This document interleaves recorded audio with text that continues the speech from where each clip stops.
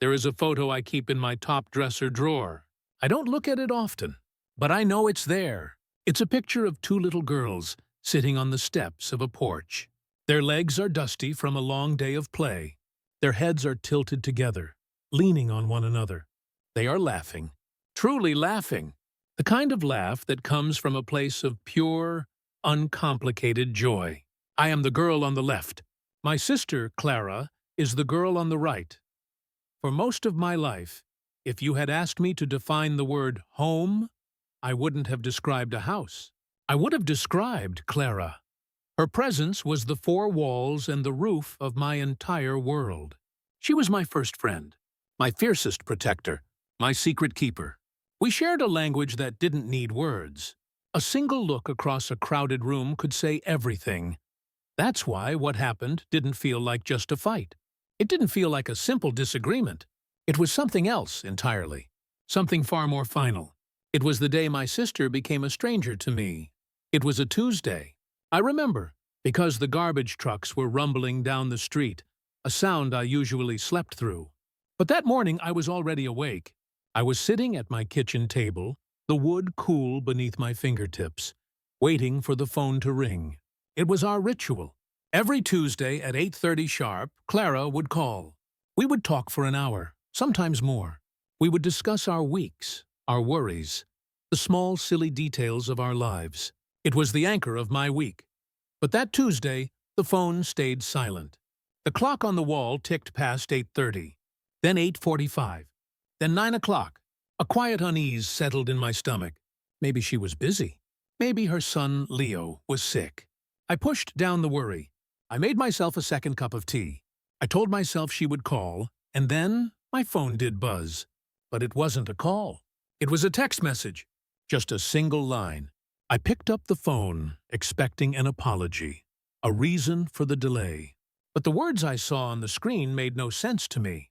They were in English, but they felt like a foreign language. They were from Clara.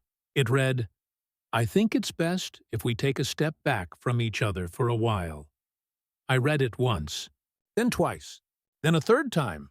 The words didn't change. They just sat there, cold and impersonal on the bright screen. Take a step back.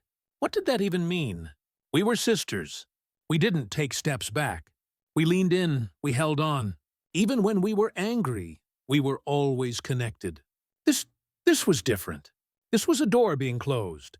And in that moment, sitting alone at my kitchen table, I felt a silence so profound, it was as if the entire world had gone mute. The sister I knew, the one from the photograph, was gone, and in her place was a stranger who had sent a text message. To understand the weight of that silence, you have to understand our noise.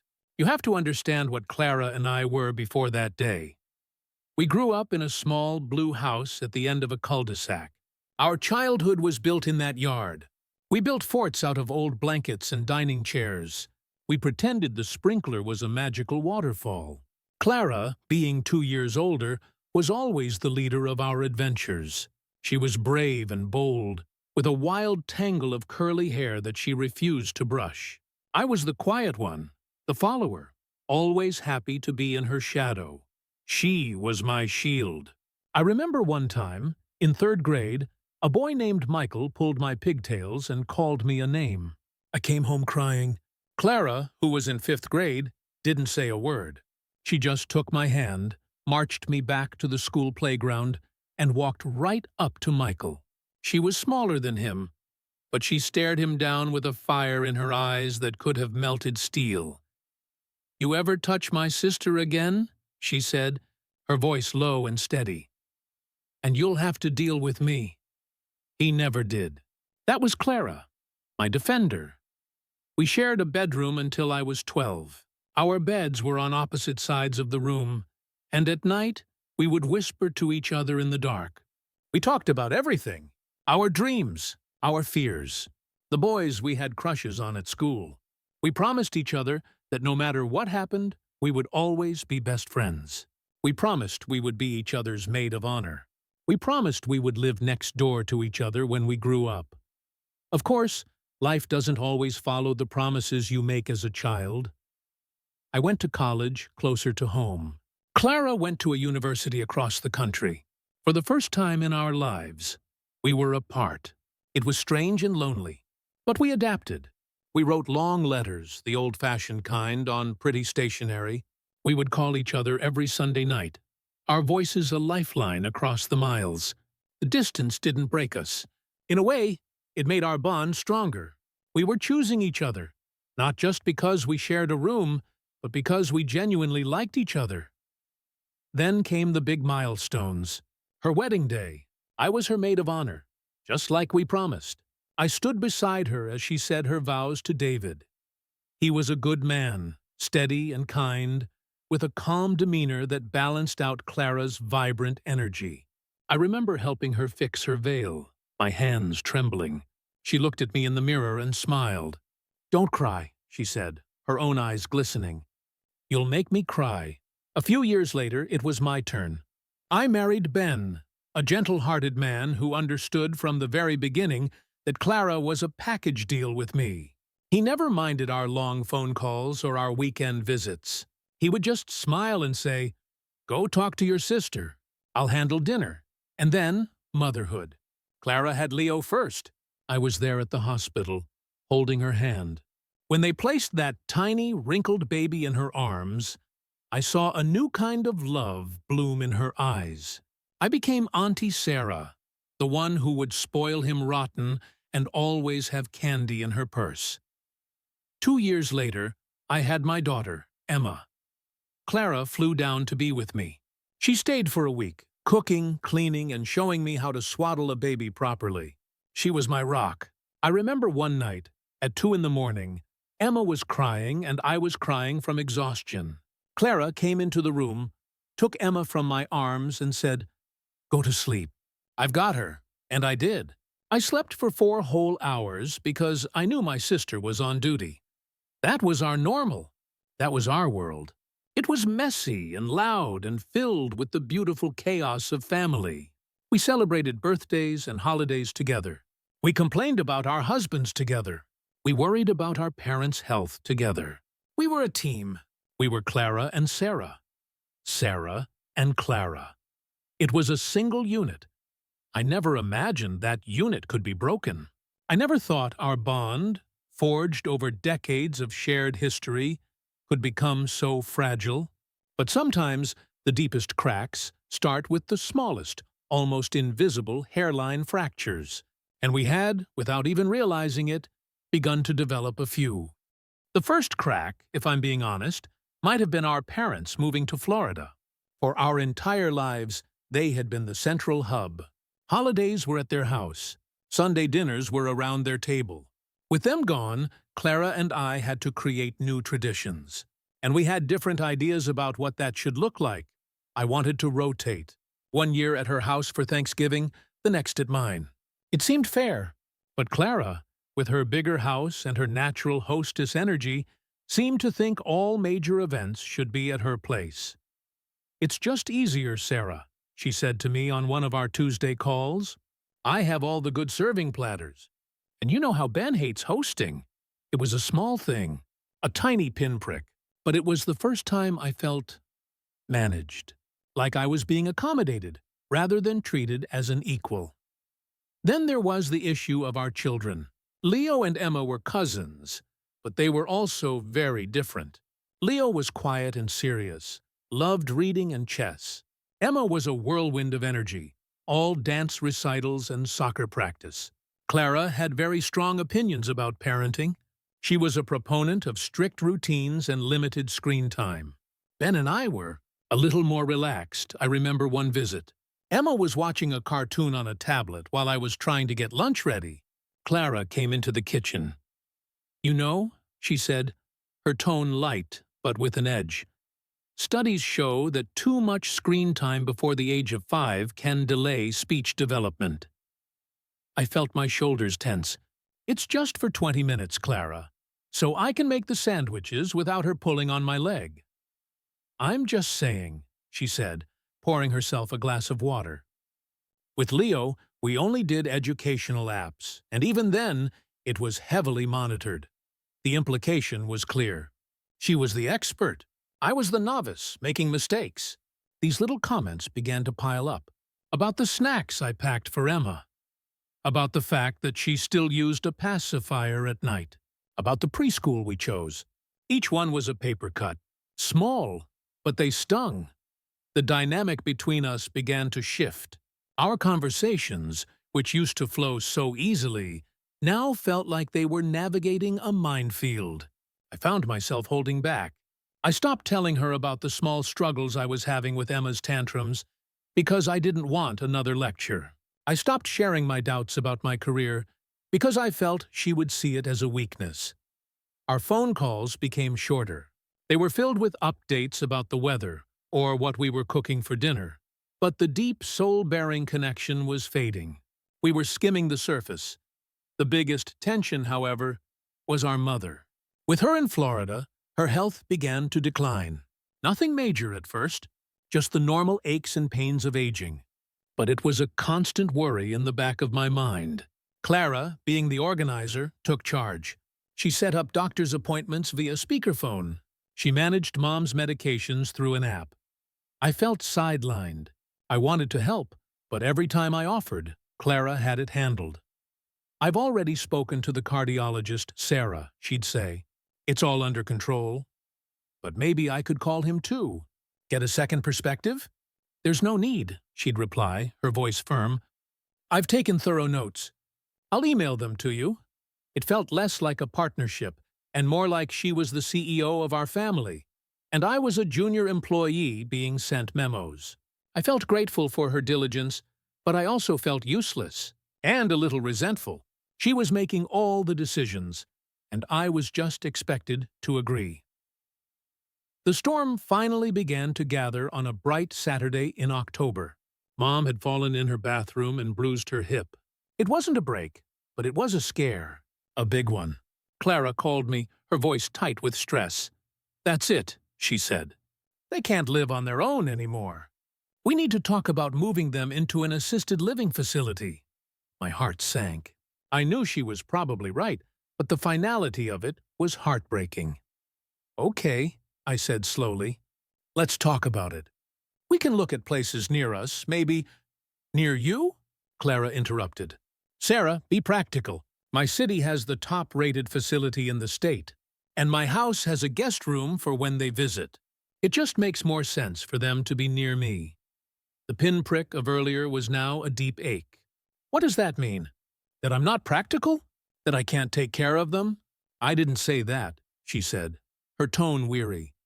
"I'm just dealing with the reality of the situation. I'm here, handling all of this, while you're—" She trailed off, but the unspoken words hung in the air between us. "While you're not. While you're just watching from the sidelines. While I'm—" "What, Clara?" My voice was trembling. "What am I doing?" "Nothing," she sighed. "Forget it. I've already booked a flight down to Florida next week to tour the facility here. I'll let you know how it goes." And just like that, the conversation was over. She had made the decision. She had booked the flight. My role was to be informed, not consulted. I hung up the phone and cried. I cried for my mom. I cried for the loss of our family home. And I cried because I felt my sister slipping away from me, replaced by this efficient, impatient stranger who thought she had to do everything herself. The fight we were about to have had been building for years. It was built on a foundation of unspoken resentments, of perceived judgments, of 1,000 tiny moments where we failed to see each other. We were no longer the little girls on the porch. We were two tired, stressed women, standing on opposite sides of a canyon, and neither of us knew how to build a bridge anymore. The week after Clara returned from Florida was the quietest week of my life. We didn't speak. The usual Tuesday call came and went in silence. I was furious, and beneath the fury, I was deeply, profoundly hurt. Ben tried to talk to me about it, but I would just shake my head. I couldn't find the words. Finally, on Friday, my phone rang. It was Clara. I stared at it for a long moment, my heart pounding. Part of me wanted to let it go to voicemail, but the bigger part, the sister part, needed to hear her voice.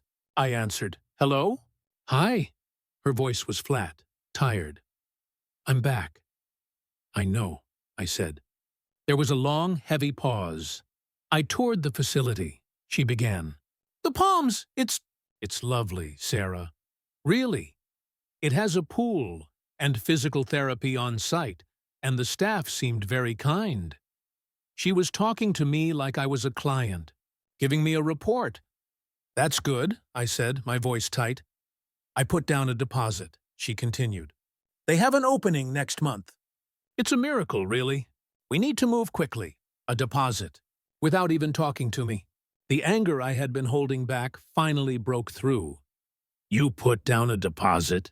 Clara, we didn't even decide this together. We didn't talk about the cost. We didn't talk about what Mom and Dad want. You just decided. Someone had to decide, Sarah. She shot back, her own frustration boiling over. You were just going to wait and see. Mom could have broken her hip. She could have hit her head. This isn't a game. This is their lives. I know that. I nearly shouted. Do you think I don't know that? But they are our parents, Clara, not your personal project. You don't get to make all the decisions just because you're the oldest. It has nothing to do with being the oldest. She cried.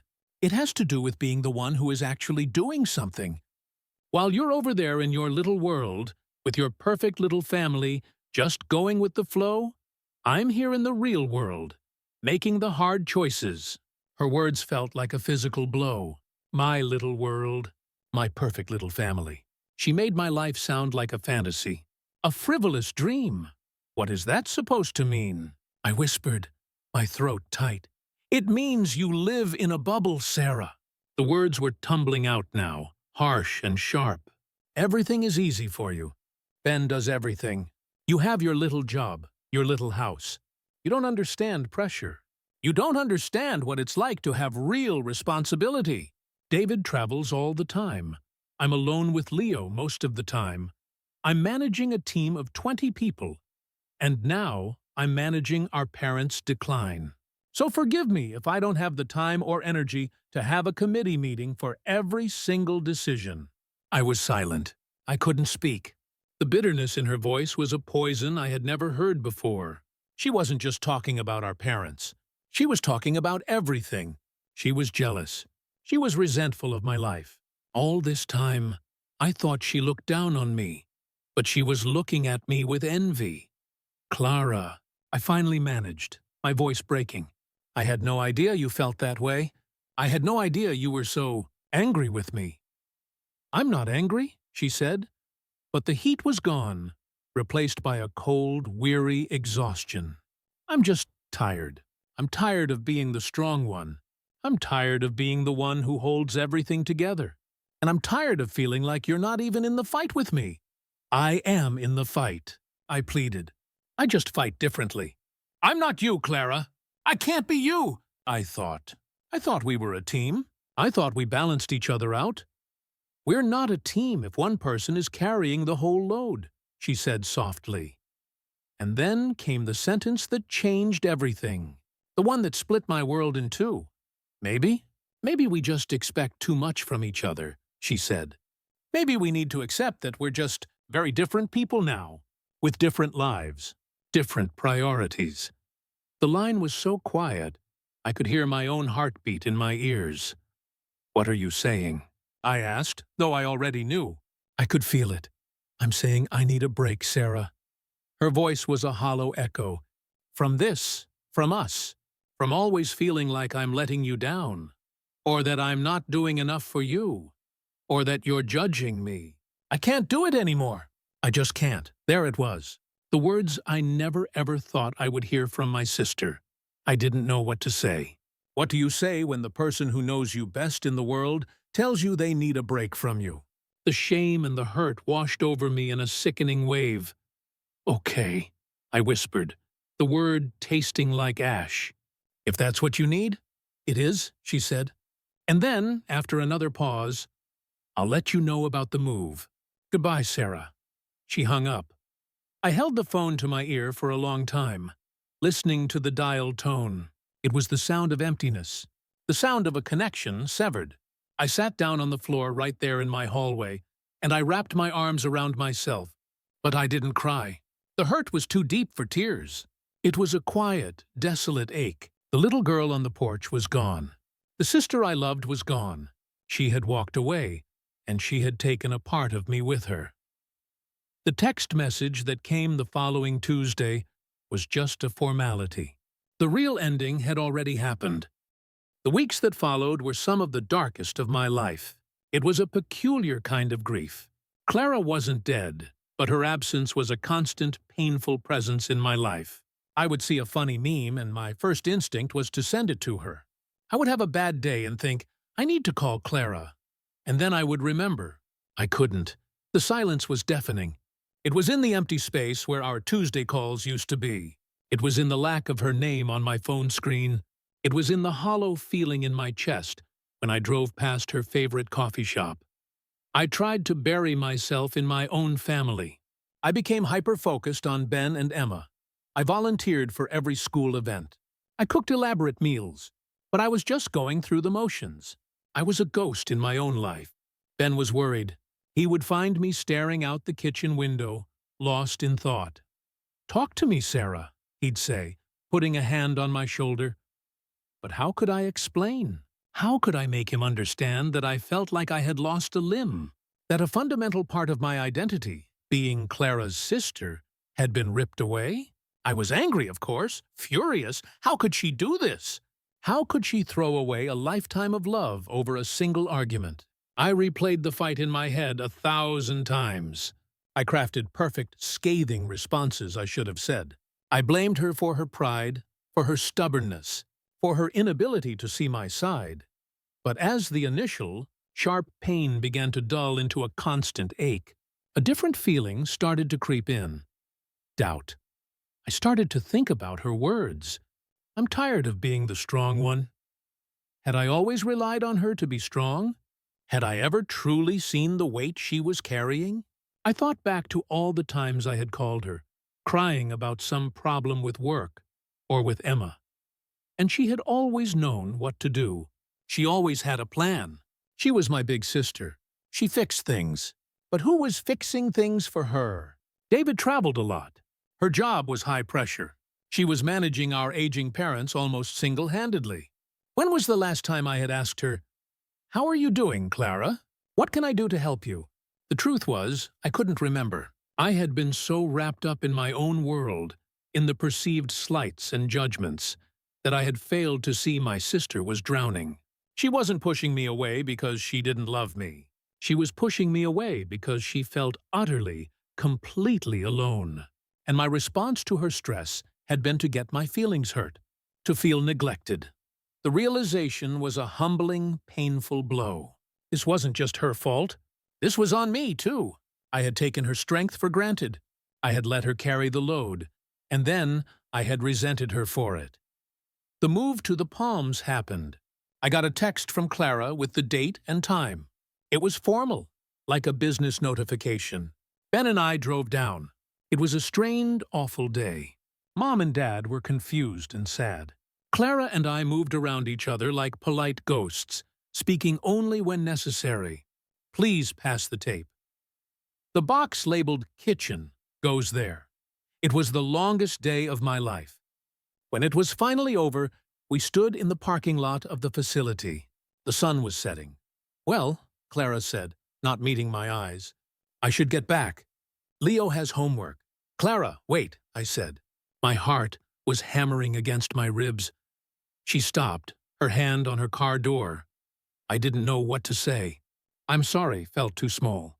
"I miss you" felt too risky. "Thank you," I finally said, my voice thick. For handling all of this. It's a nice place. You did a good thing for them." She looked at me then, really looked at me, for the first time in months. I saw the surprise in her eyes, and beneath the surprise, a profound weariness. The fire was gone. She just looked tired. "You're welcome," she said softly. And then she got in her car and drove away. That small exchange was the first thread. A tiny, fragile thread, but it was a connection. It was something. I decided then that I would not let this be the end of our story. I couldn't force her to talk to me. I couldn't rewind time. But I could show up. I could be the sister I should have been. I started small. I sent her a text, not about our parents, but about her. I saw this and thought of you. It was a picture of a type of flower she loved. She didn't reply, but I didn't stop. A week later, I sent another. How is Leo's chess club going? No reply. I started writing her emails, long, rambling emails that I knew she might never read. I wrote about my memories. I wrote about the porch and the blanket forts and the whispered promises in the dark. I wrote about how much I missed her. I wrote about my regret. I admitted my failings. I told her I saw now how much she had been carrying and how sorry I was that I hadn't been there to help her carry it. I never hit send on those emails. They were just for me, a way to purge the pain from my system, a way to talk to her, even if she couldn't hear me. Months passed. The seasons changed. The sharp edges of our fight began to soften with time. The anger faded, leaving behind a deep, lingering sadness. I learned to live with the new silence. I focused on being present for my own family. I learned to be more self-reliant. In a strange way, the break forced me to find a strength I didn't know I had. And then, on a rainy afternoon in March, my phone rang. I was folding laundry, lost in my thoughts.